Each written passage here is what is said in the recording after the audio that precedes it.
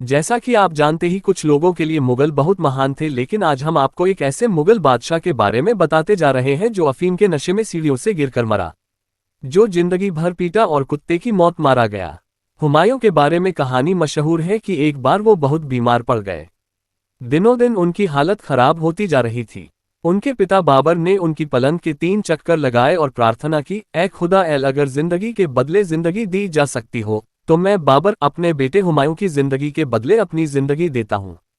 24 जनवरी 1556 को हुमायूं ने गुलाब जल मंगवाकर अफीम की आखिरी खुराक ली।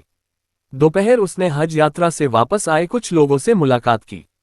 उन्होंने उन्हें लाल पत्थर से बने अपने पुस्तकालय में मिलने के लिए बुलाया जो छत पर था।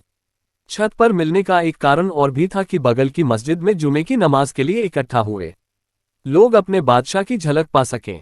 मुलाकात के बाद हुमायूं ने अपने गणितज्ञ को इस बात की पुष्टि करने के लिए तलब किया कि उस दिन आसमान में शुक्र ग्रह दिखाई देगा, ताकि वो इस पवित्र मौके पर कुछ लोगों के प्रमोशन के आदेश जारी कर सकें।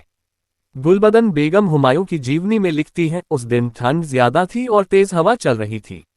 हुमायूं ने सीढ़ियों से नीचे उतरना शुरू किया।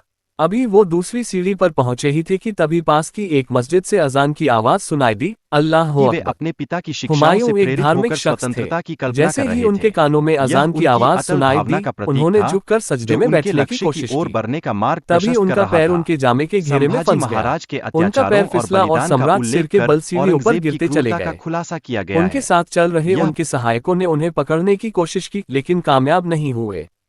जब वो सब भागते हुए नीचे पहुंचे तो हुमायूं जमीन पर पड़े हुए थे। उनके सिर पर गहरी चोट लगी हुई थी और उनके दाहिने कान से खून की एक धार बह रही थी।